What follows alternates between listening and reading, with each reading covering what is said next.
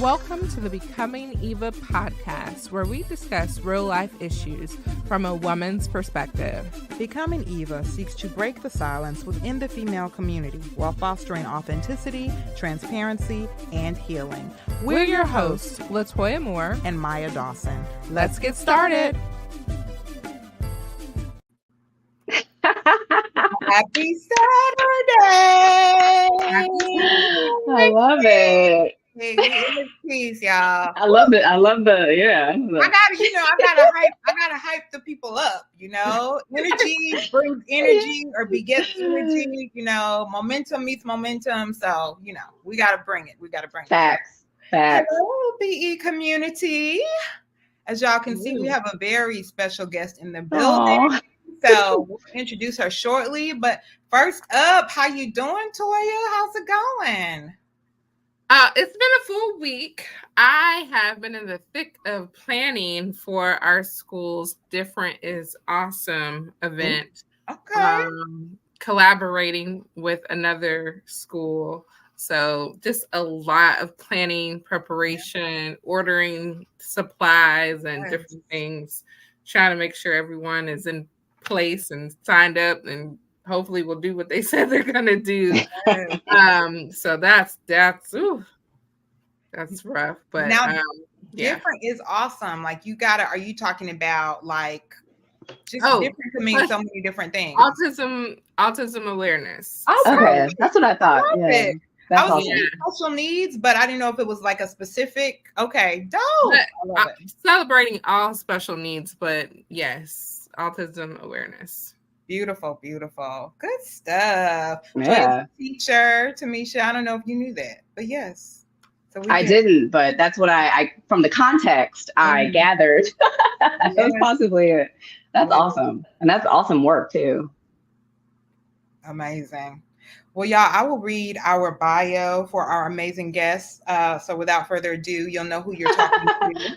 All right. So this is the amazing Tomesha Faxio. Did I say your last name right? That's perfect. Okay, perfect. Yes. I don't think I've ever asked you that. Okay, but anyways. Tomesha Faxio is a self-taught, y'all, documentary photographer dedicated to portraying and centering the Black experience. Amen to that. All right. She specializes in portraits of Black women and women of color. Tomesha strives to tell authentic stories that both inform and inspire. And her photography, y'all, has been featured in Parents.com, Jezebel, The Guardian, USA Today, Forbes.com, The Atlanta Journal-Constitution, AINT-BAD, Creative Room, F-Stop, and Cultura Inquieta, all right, as well as a documentary film, as well as in documentary film, Refuge and Love Wins Over Hate. Amazing, y'all. Okay. But before becoming a photographer, Tomesha was a lawyer, y'all. She was a lawyer working as a legal counsel for Spanx. Women, we know them well, right? She's a graduate of Spelman College. Amen. My Spelman. Yes. Who majored in psychology, and she went to Vanderbilt University to get her JD in law. She now lives in Atlanta with her husband and her 2 daughters. So give it up for our girl Tomesha. Yeah. Oh wow, you did that very, very well. The animation just really you made me sound really good. I mean, it's great. A great bio. You've done some amazing work. Thank you. It still feels very new to me. So whenever I have someone read that back, it's like, they're talking about me. Okay. But God. Yeah. Oh yeah. So we have a little segment called What Had Happened Was, and it's just basically story time with BE. And we started this conversation a little bit before we went live. So I wanted to just kind of pick up where we left off because I'm trying to remember. I mean, of course, Tomesha, we know each other from school, reconnect, like maybe right before pre-pandemic when you were making this huge leap transition and my mouth was just like wide open, like what in the world? Right. And to see what has happened since then, which is why I read your bio the way I did, because I feel like I've seen it in like living like right. Yeah. time. So it's just super dope. But I'm curious to know, because you actually reached out to me at the time regarding becoming Eva. So can you share, do you remember your introduction to becoming Eva or how you heard about this podcast? So I feel like we may have reconnected through Amina. I feel like it has to be maybe when her book launched or something. Yes. And I remember that's around the time that I was starting to dabble in photography. At that point, it was a hobby. And I was utilizing every opportunity I could to practice. And so around that time, I got interested in brand storytelling, I think. And so rather than your traditional brand photography, I was interested in doing something more storytelling behind the scenes, showcasing brands kind of in their natural element. Because again, you know, as you read, I'm a documentary photographer. I fell in love with storytelling very early on. And so I was like, this could be a cool thing to do. And so I started reaching out to women that I knew who were doing cool things. You know, I think Amina, I was going to do like a day in the life with her. Some artist friends that I knew, I wanted to do some photography where I would chronicle the process of them creating work. There are some other folks I knew who were doing big things that I just wanted to follow them around for the day, like this kind of day in the life photography. And then I think that's why I reached out to you to potentially do something like that for you guys. Yes, that's so dope. Yeah. Shout out to our Spelman sister, Amina Brown Owen. Mentioned her, plugged her before, always doing amazing things. Just got another book deal. So yes. But yes, okay. So I love the brand storytelling piece. So that's so yes. Well, we're gonna dive on in. I'm gonna turn it over to Toya, and we're gonna talk your origin story. Yes, Tomesha. So tell the Becoming Eva fans a little bit about where you're from and a little bit about your family and what it was like growing up in your family. Yeah, so I was born in Peoria, Illinois. I don't know if you're familiar with that small city, but my family moved to California, and this is through a series of different moves. My dad was in the military, so we moved around a lot. But I was raised in San Diego, California. And again, with moving a lot, I became the new kid a lot. I was often the new kid on the block. And so I became very comfortable with change. I began to really actually feel comfortable with change. And so that plays a role later. But when I got to high school, growing up in San Diego, there are Black people there, but there aren't a lot. And so when I got to high school, I knew that I wanted to go to an HBCU. So that's what brought me to Atlanta, to Spelman. I only applied to HBCUs, by the way. That was it. I knew that was it. I was going to be around the Blacks. That was it. So it was, so that's what brought me to Spelman. And then studied psychology, decided I didn't want to pursue the PhD. This is a very quick, I'm really kind of blowing through this, but decided I didn't want to pursue a PhD. At the time, friends that I had were going to law school. So I was just kind of made the quick decision to go ahead and do that. I had never wanted to be a lawyer. But again, I'm just comfortable with new things. I'm comfortable with doing things I'd never done before. And again, back to growing up, moving around and constant change. So just went to law school, developed a desire to practice law while I was there. I went to Vanderbilt Law School, by the way. And then from there, went to work for a major law firm. Worked in-house a little bit, and then that kind of starts kind of that story of transitioning out of that, but that's kind of like the short version. I have to ask, like, I mean, not a lot of people just go to law school. Do you know what I'm saying? Like, I know she said it so like casually, like I just you know. Well, let me add this in because I don't want it to sound like I just like let's just no. I decided to make this journey, this law school. I decided that like senior year. Okay. So I was behind the curve. So when I first applied, I did not get in. I only applied to Harvard, Yale. I didn't apply to any school that wasn't in like the top 5. Okay, Yeah. I was very certain of my ability to go to those schools. I mean, that's what Spelman Okay, like. that's what Spelman does. Now, but I hadn't studied for the LSAT. Oh wow. I went and took it. Wow. So that didn't go well. So that was a learning experience. Note to self: study for the LSAT. That was a learning experience. That didn't go well.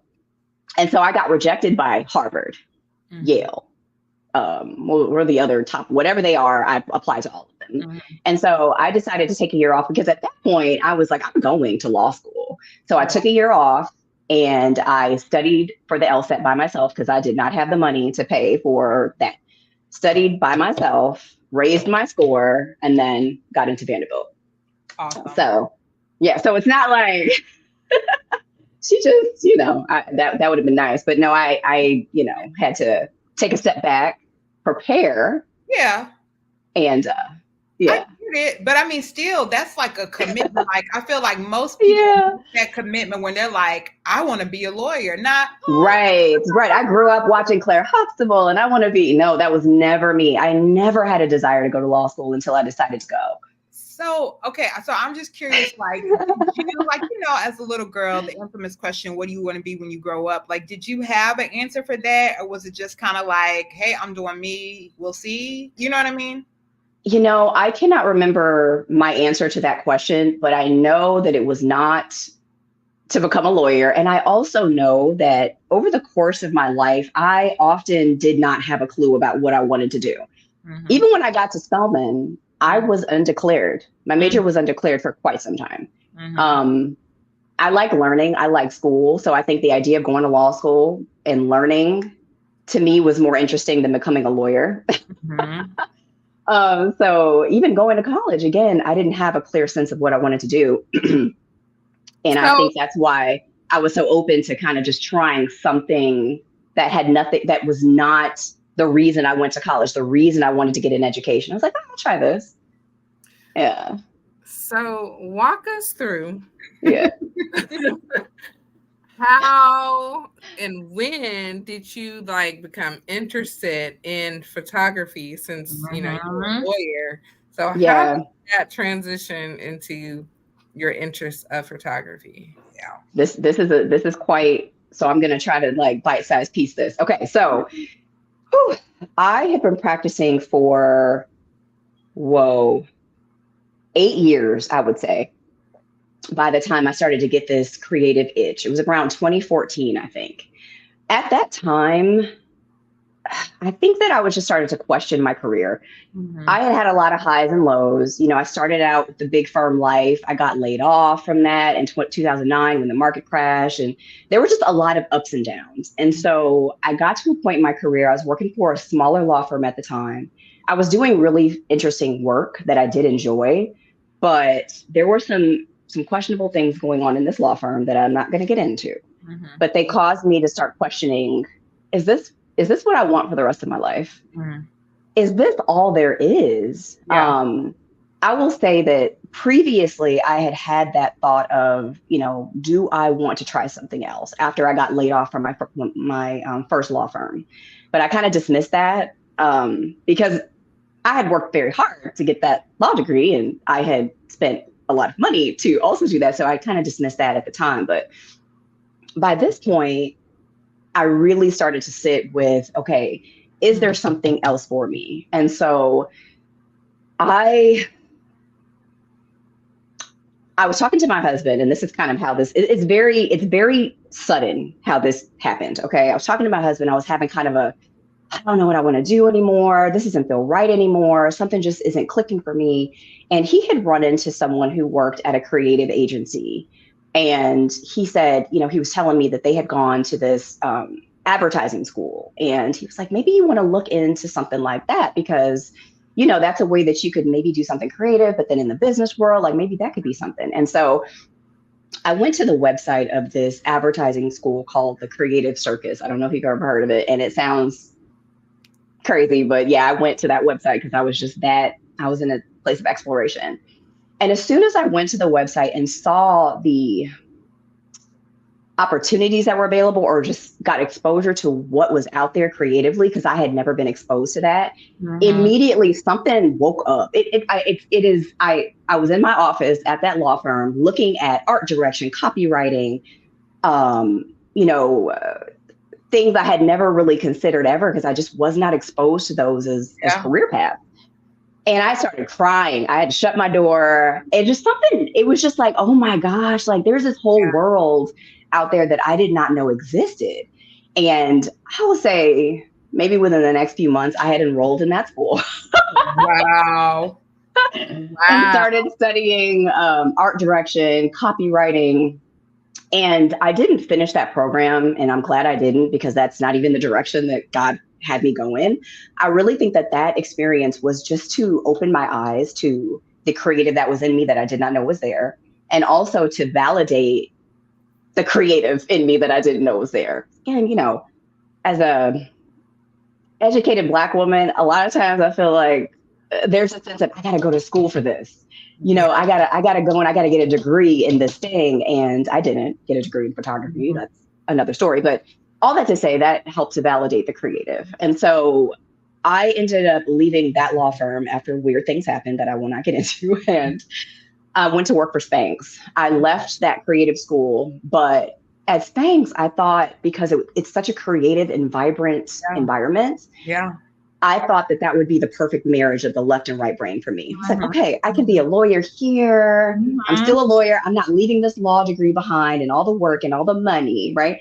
But I can also be surrounded by creativity and bright light and women, encouraging each other to try new things. And that's really what that place is full of. So at first, yes, it was perfect. I felt like I was just in heaven. As far as, that's concerned, my career is concerned. But eventually things just started to, the creative in me just wasn't getting enough. I'd be in creative meetings. I'd be, the lawyer there, wishing that I was on the other side of the table.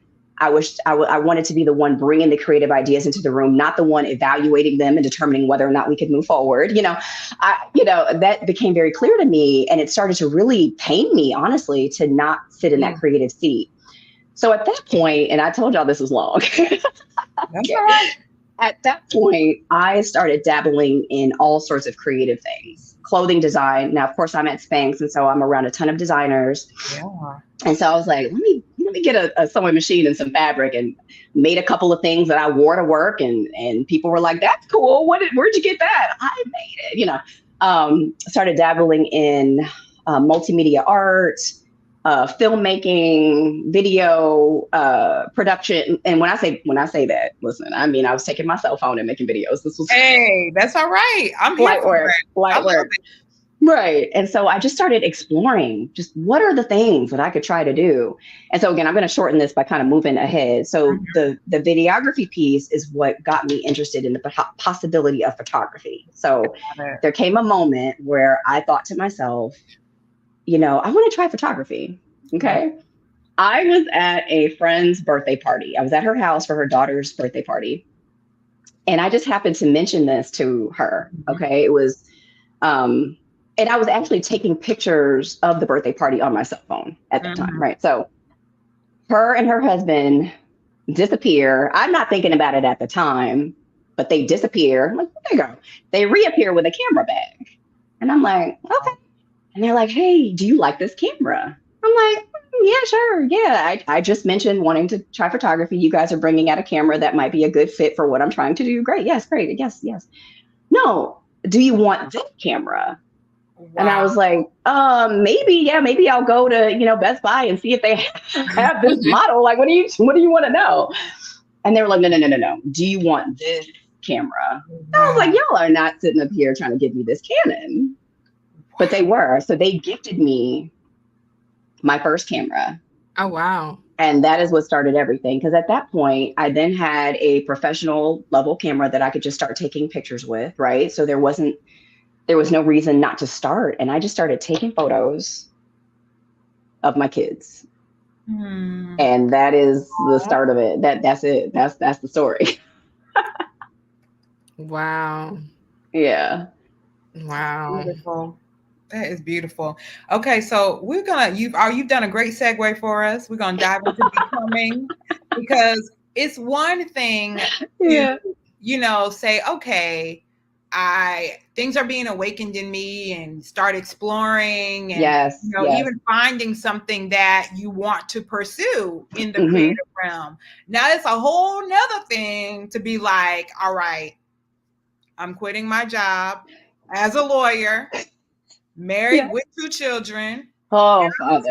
gonna start my own business, and I'm doing photography. I'm self-taught. Like, you know what I'm saying? So all facts, all real things. What was that transition like? And praise God for your husband being super supportive. Like, I mean, he's dope anyway, but praise God for your husband being supportive. But like, just thinking of the mental gymnastics, like, did you have to work through anything, or were you just like, I'm just gonna do it? Like, there are a lot of things that I could say about this, but we're going to keep it somewhat short. The first thing that I had to overcome was the am I wasting my law degree challenge, right? Because law school is difficult. Okay. Being a lawyer is a lot of work. I spend a lot of time learning that, and walking away from that felt like a waste, right? Even though I didn't enjoy it anymore, even though it was clear to me that there was something else that I should be doing. And let me just say, when I started dabbling in photography, that just started to grow into, it gave me clarity about the creative thing that was in there that I was just trying to figure out. So with that, I got a lot of clarity about how little I wanted to be a lawyer and how much I wanted to be a photographer. So that helped. But the struggle was, but I spent a lot of money and I'm still paying student loans. Like I'm still, and facts. It's a career that walking away from it's not a small thing, right? So that was the first challenge. But I think because I had fallen so madly in love with photography, and I knew that that's what God was calling me to do. I knew it. It made it easier to move away from that. And also remember, it wasn't like I was losing anything. I wasn't losing the law degree. I had it. Wasn't losing my license to practice law. I wasn't losing the experience that I had gained.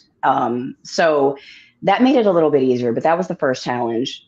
And then, of course, the second one was getting comfortable with the uncertainty, going from a steady, regular job to a new entrepreneurial venture, especially for someone who had never run a business. I had never had the desire to be an entrepreneur. That was not something, just wasn't something so that was a big transition. But for me, I think I was more concerned with what would happen to me if I didn't do it. Oh, wow. What would happen to me if I didn't try? I am a big believer in just trying new things. And that was what that whole process of creative exploration was about for me.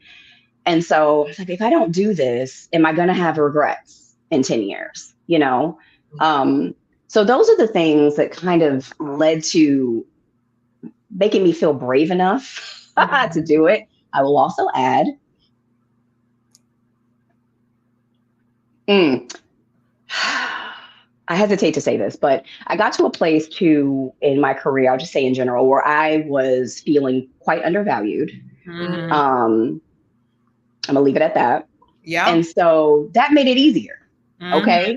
I'm gonna sit in something where I feel undervalued, underutilized, and I feel like there's so much more talent in me than is being utilized, right? Yeah. And that just really made it a little easier to say, you know what, I'm gonna walk away from this. If I want to come back, I can do that. But for now, I need to see what else is inside of me. That may be a lot greater than this. Does that make sense? That's beautiful, because there's not a lot of people that have the courage to do what you did, to get a law degree, go through schooling, and then this is not my passion. I there's gotta be something more, and to like really step out and pursue that passion is scary. It is. I just want to commend you because I know that takes a lot of courage. How was, I know you kind of you said like God it kind of was leading you. So when did you start developing your personal relationship with God? To kind of, so we know like how he was able to kind of guide you. Mm-hmm. So I grew up going to church, occasionally. I would spend every summer with my grandmother. And of course, when I was with grandma, we went to church every Sunday. Mm-hmm. But I grew up with a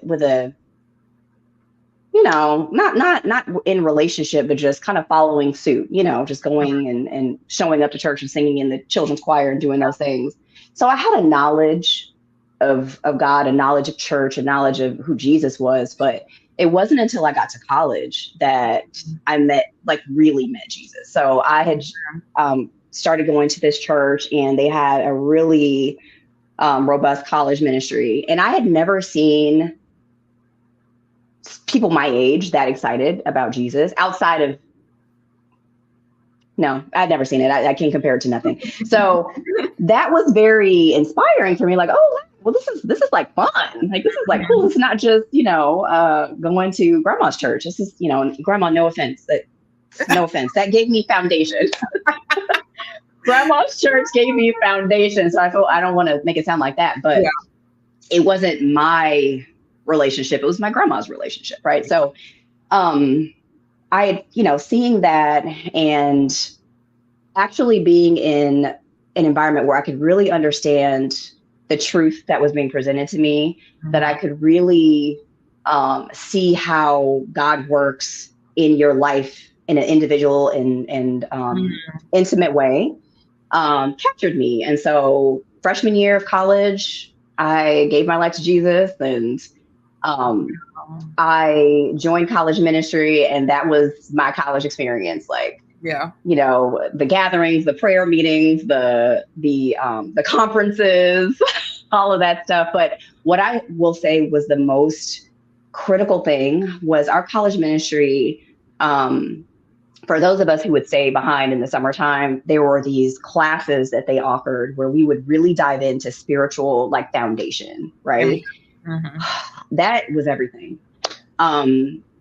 For me, I got a really great understanding, and not, I'm an expert in the thing, but a really great understanding of just biblical foundational truth. And that set the tone for my life. And to get it early made all the difference. And even in law school, I found an amazing church when I was in law school that pushed that foundation even further. And I will say, it was a little bit different because the environment wasn't as far as having like a college ministry and that kind of thing. They have I think we had a Christian legal society. Yeah. Christian legal society. Yeah. Right. Yeah. Vanderbilt. Wow. And so I immediately joined that organization because, this is like the college ministry of law school. Right. Yeah. And that environment helped me to shape my idea of what a career was about, not just for me to make money, not just for me to do, but like there's a bigger focus on serving the Lord in your career and in what you choose to do outside of ministry, because, there's kind of this idea that serving God means you go into full-time ministry, and that's not true. Mm-hmm. And so those things were so foundational for me. And so in my career, trying to gain an understanding, and of course, this is an imperfect, this is not a science, right? This is an imperfect, trying to gain an understanding of what the Lord wants me to do in different seasons has helped me a lot. And even with the transition out, spent a lot of time praying, of course, a lot of time talking to my husband, trying to, gain wisdom and see, what I should do. And I will say that I gave my notice at Spanx, I think it was like January of 2019. Mm-hmm. And I didn't leave until October. Oh, wow. Can you get notice that far in advance? Like, I did it. Yes, you can. I did. It was basically like, for me, because I had grown so discontent with what I was doing, I felt like I was lying every time I had a review, Got it. every time I had to pretend I wanted to do any of the things, So for me, because of just the way my heart is built, I was like, I got to tell y'all I don't want to be here. Yeah. I have to make it plain. But then also because our legal department at the time was very small, and the general counsel, we became friends, and I loved her. So I was like, I just want to let you know what's happening here. And she was like, you can stay. Yeah. I mean, no one was trying to push me out, rush me out. Okay. It gave everyone time to transition. I was able to stay around while they tried to get someone else hired. They gave me a wonderful send-off. Very encouraging, because again, if you know anything about Sarah Blakely or Spanx, it's very women empowerment, and also very try new things. Yeah. We were doing stuff like comedy classes and so, things like that to try to push us to try new things. So when I was going to leave to do this, it was like, oh, you know what? You do that, That's good. So, that's so good. Aww. Wow. So I definitely want to get into this new release that you have, but before we start specifically talking about that, I know in your bio, you specifically talked about how you're just drawn to portraying the Black experience and women of color. And I mean, of course, you're, a woman of color, so I'm sure that's a part of it, but can you talk a little bit more about why you're so passionate about telling those stories? Yeah. Early on in my photography journey, I fell in love with storytelling, but also authenticity, or just authentic, real looking images, right? So that's kind of the basis of the type of imagery that I like to show, but just showing the realness and naturalness of things. Okay. So I've never really been drawn to, portraiture or photography that looked really, really overdone or whatever. And those are beautiful images, but I'd rather do the stripped down, very little makeup. This is what I look like in real life, and this is what I do in real life kind of thing. So with that, I know that there's so much that goes into the experience of being Black. There's so many things that are unique to our experience, to our community, that I don't think are showcased as art or showcased as much as I think they could be. Yeah. And again, as art, so our hair, our skin, our rituals, the things that we do that are just a part of our community and a part of our culture that we have created, right? So for me, one of the things that I have wanted to do is showcase just what Black families look like. Okay, so there's more to being Black than trauma, right? There's more to being Black than just the struggle, and those things exist, and there is space given for those works, and those are valuable works. But there's also space for the rest of the Black experience, right? And so I want to show, Black people in their houses, just being Black, just being themselves, just doing regular things, because we do regular things too. Amen. And then also just showing that you don't have to have a huge house to be successful. You can have a regular house. It's messy sometimes, or all the time. And this is okay, because we have been taught that we just have to be better. We have to be 10 times, 5 times, 2 times better. I don't even know how many times, but sometimes, our cleanliness has been questioned. Our beauty has been questioned. So just showcasing and normalizing Blackness is something that I care about. And then just one last part, because I know I've been talking for a long time, but I want to showcase the inherent beauty of Blackness, just as we are. And that's kind of what prompted Wash Day, but which we haven't gotten into yet, but just the inherent beauty without anything being done to us. We don't need to be changed or manipulated in any way. We are beautiful, and just showing the inherent beauty of us is something I am passionate about. I love it. And actually, of course, that you did perfect segue into Wash Day, your book that just recently released. I was pulling it up because I want to make sure I have the subtitle, because you mentioned rituals. It's in there. Passing on the legacy, rituals and love of natural hair. And I love the fact that you have the beautiful, is that a painting behind you? No, this is one of the shots. Oh yeah. It literally looks like a painting. That's your work behind you? Like what? Yeah.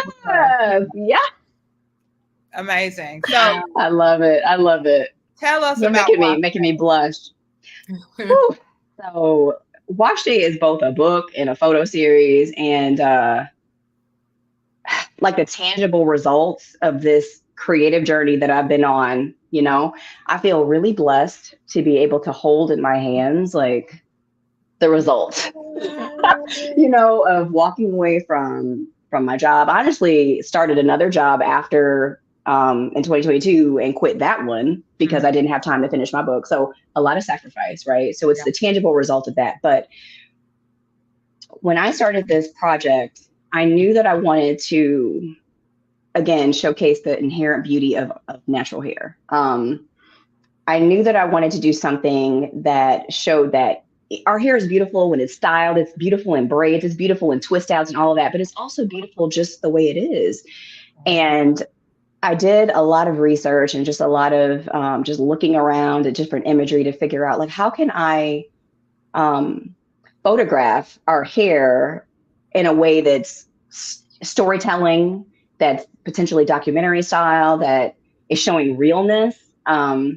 And so I was looking through images one day and I came across an image of, and this is probably a picture that all Black people or Black women especially have somewhere in a photo album, right? It's that image of mom or grandma sitting on the couch and the daughter or granddaughter is sitting between her knees and she's doing her hair. I saw that picture and I was like, oh, wait, okay, there's something here. But I still didn't have the idea of Wash Day when I saw that image, but that spoke to me because that's my experience, right? And I know that that's the experience of a lot of us. And so I think maybe a week or two later, I was having Wash Day with my daughters. Need I say more?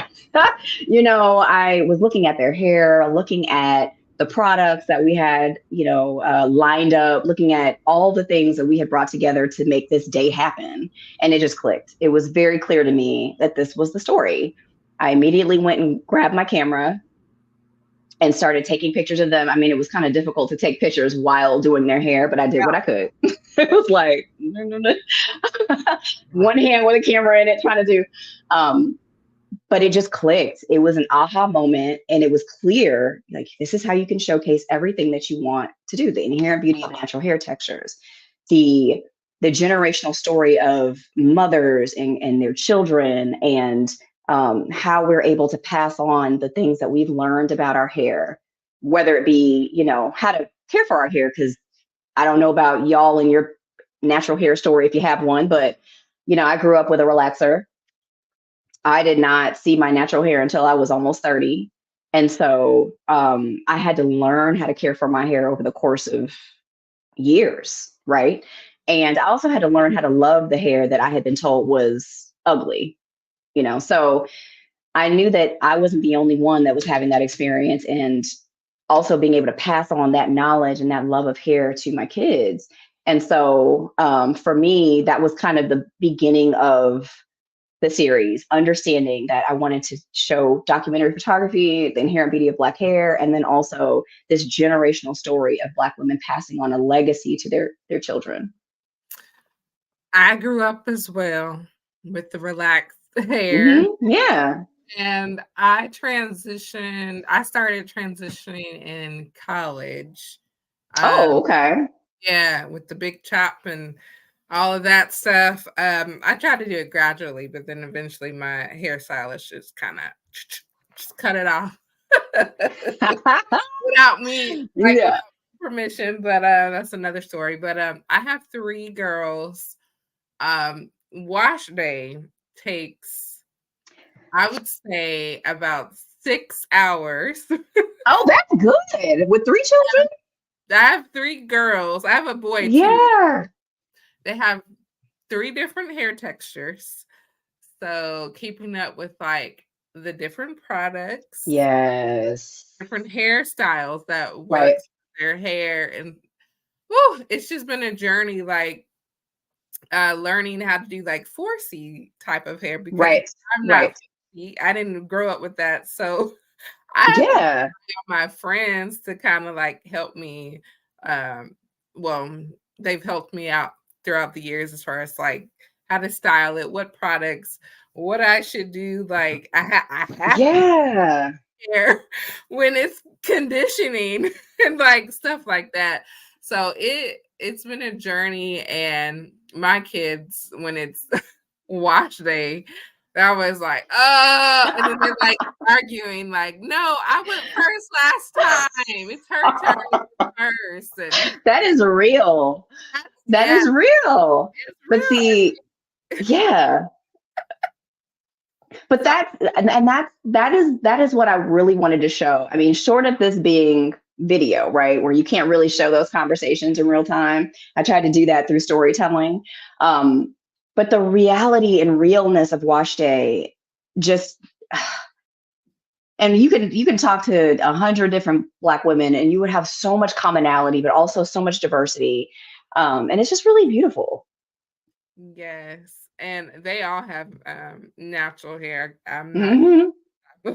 relaxed. Yeah. This is healthy. It just takes a long time. And I have to do styles that will kind of last for a Yes, little bit. yes, yes, yes. And I have two. And they have different hair textures as well. And so one of the things that I did not do early on is differentiate their products, you know? And I realized that that was an error. And I've had to, make sure that their different hair textures were getting what they need. And so, but ours takes longer than 6 hours. You're doing good at six for 3. That's great. I'm on an 8 hour. It's an 8 hour Oh journey. my goodness. And then I have to I feel like I have to advocate for myself with my husband because he's like watching football and relaxing and doing, Yes. I'm like, this is work. For the whole day, it's like you got to handle dinner. You gotta do anything that's extra. You have to do it because today I have to focus on this. And I like to stand while I'm doing their hair. I don't know where that came in. I used to sit when they were younger, but for some reason I now stand. So they sit and I stand. And so I got to the point where at one point my legs were starting to swell up from standing so long doing their hair. Ooh. So like a real hairstylist Exactly. all day. Yeah, so I am so curious about Watch Day. Like, congratulations Thank and you so much. authentic. But I love the concept. I love it. Thank Uh, you. yes. So, do you have any words of wisdom that you would like to share with people desiring to pursue a passion if they have like a creative passion in the inside, but maybe like stuck in like a 9 to 5 and just really don't know how to like let that passion out? What types of words of wisdom can you give someone that wants to pivot in their career and publish a book or go after one of their creative desires? Okay. So the first thing I'll say, and I'm going specifically from my experience because there's pivoting that looks like I'm going to go from this career to that career, and there's pivoting that, like me, like you said, going from certainty to uncertainty, right? So speaking of that, I think the biggest piece of wisdom that I can share is make sure that you're comfortable with the uncertainty. Okay. Even as a believer, I will say that most of the things that I've experienced since I began this journey, most things have not happened the way that I thought they would. Most things have not happened the way I thought they would. So a lot of ups and downs, a lot of sacrifice, a lot of things that I prayed for would happen a certain way and they didn't. And it's just being comfortable or at least knowing that you can tolerate not being certain about a lot of things. That's one piece of advice. I know that's kind of, but it's a big one. I will say, for me, when I left Spanx in 2019. My business was growing, things were happening, but March 2020 came very quickly after that. And so I went from growing and having all these gigs lined up to having nothing. And I had just started. So everything fell apart, and it was very, I questioned the decision many times in 2020. I thought I'd made a huge mistake at first.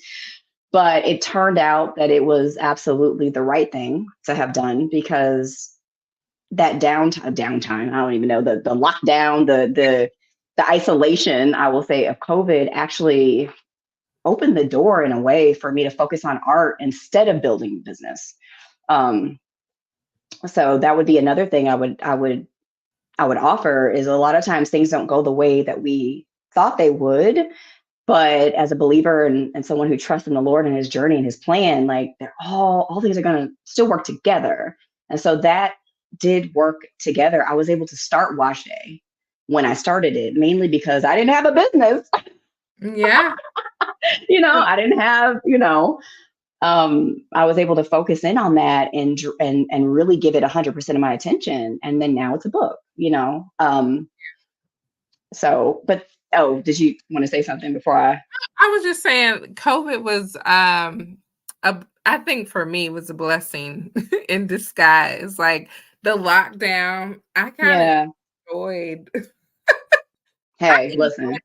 The lockdown and not really being able to go places, because focused on quality time with our family and doing things at the house. A reset. And then I feel like becoming Eva, it still progressed.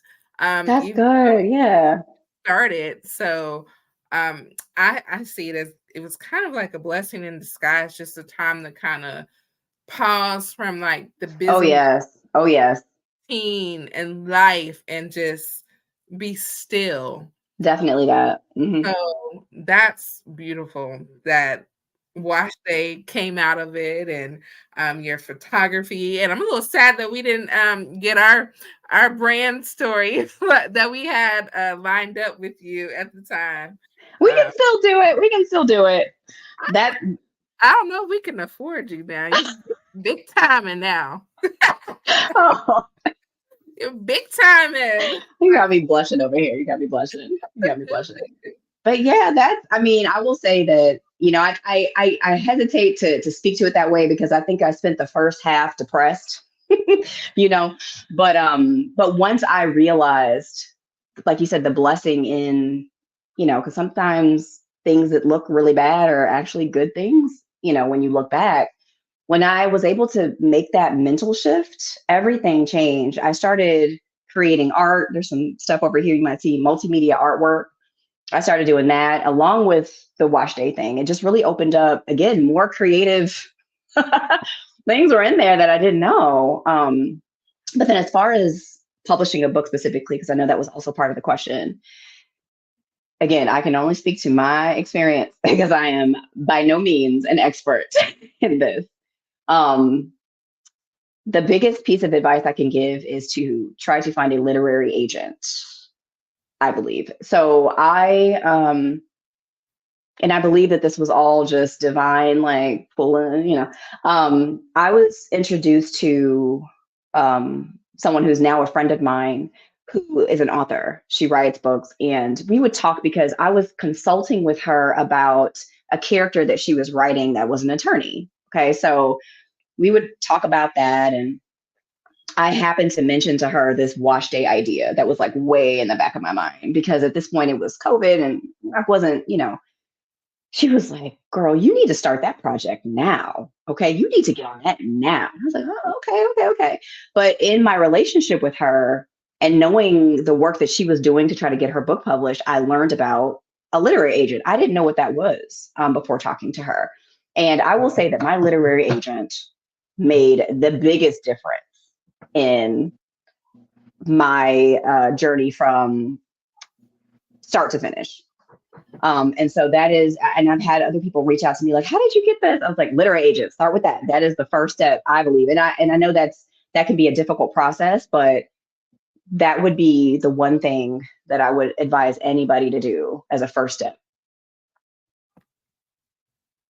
Well, I mean, obviously you have to have a great concept first, but you know. That's Yeah. great advice. Thank you so much for sharing that advice. The next segment we have is called Noble Character. And in this segment, we typically like to give our guests the opportunity to recognize a woman or women in their community that has inspired them along their journey and in their lives. So we would like to give you, Tomesha, a chance to recognize a woman in your life as a woman of noble character. There are so many, but in this moment, okay, so can I give a little backstory? Can I do that? Okay, so when I first started taking pictures, there is this husband and wife duo that I was introduced to, and Karan and Regis Bethencourt. I don't know if you're familiar with the book Glory, but it is this beautiful portrait, stunning book where they photograph these children in these regal costumes, and just, oh my God, if you don't have the book, please get it. Please get it. But it's the most beautiful book. So someone introduced me to the photography, and they celebrate Blackness in such a unique and beautiful way that I've been following them since the beginning. Okay. So I just want to shout out Karan, I mean, as part of this duo, because I admire both of them so much, but I'll speak specifically to her. They have been such an inspiration to me. And I, from the beginning, even with Wash Day, even though it's a very different book than what they've done, what they have done and just seeing what's possible with photography has made me, has given me a sense of vision. Like, I often will go to their Instagram page to see what's possible, to see what I should add to my vision board, because, oh, they're doing that. Okay. That's something I should aim for. And so they have been, and I keep saying they, I know it's a man and a woman. I hope I'm not breaking the rules. You're good, girl. But they are the biggest inspiration that I can speak to right now. I mean, there's so many more, but I'll stick with them. Whew. That's amazing. Well, thank you for sharing your noble character acknowledgement. Can you share their names again so we can formally acknowledge them? Yeah, Karan and Regis Bethencourt.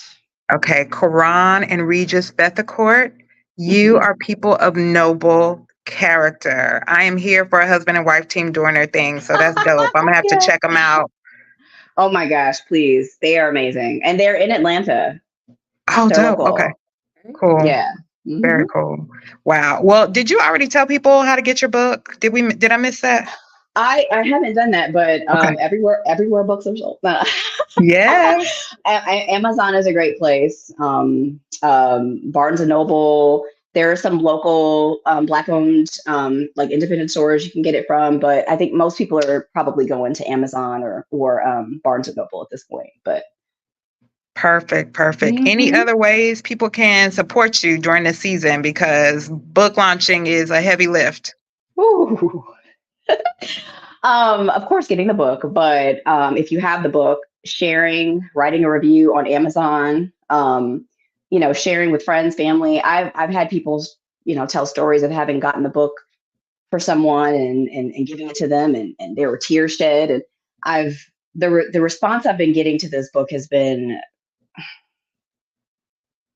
amazing. I don't even know what else to say. Amazing. But sharing the book with people, even if it's not for you, sharing it with someone who may be interested and who may be touched by the story. Dope. Wow. All right, y'all. Well, you heard it here. Go get Wash Day if you haven't already. And actually, how can people follow you and find you to support you? And then also, you do photography. You do it amazingly well. Yeah, so listen, thank you for the reminder of all of that. I should mention that. Yeah. So Instagram, TikTok, all the places, I'm just Tomesha Faxio. I did away with all the cute names to make it easy to find me. So just Tomesha Faxio on every platform. And then, I do get questions quite a bit as to whether or not I still do commissioned photography work. Yes, I do. Please do call. Yes. Not only do I love to do it, but I have started to refocus on the business side of things now that the book is done and out and all of that. So yeah, hit me up for photography. I specialize in documentary. I love storytelling. So if you want something artistic and a little different, that's something I can work with. Yay. All right. Well, y'all follow at Tomesha Faxio on all platforms. Go get Wash Day if you haven't already. And of course, we'll do a shameless plug for BE as well. If you haven't already, go to Becoming Eva today. Get your merch. I got my water bottle today so we can stay hydrated. Toya got her mug. We got totes. We got tees and tanks and onesies. I pull out my mug too. So yes, go and support at Becoming Eva today. If you haven't already, get your merch, slide in them DMs. We're always here for the support. And believe it or not, y'all, we have just one more episode before we close out season 8 of Becoming Eva. So our next episode is our Girl Talk finale, where we just kind of recap the season and talk all things girls. Yep. Don't forget to subscribe to our YouTube channel. We are trying to increase our YouTube subscribers. Follow us on Facebook, Instagram, and Twitter at Becoming Eva Today. And we'll see you guys next week. Bye.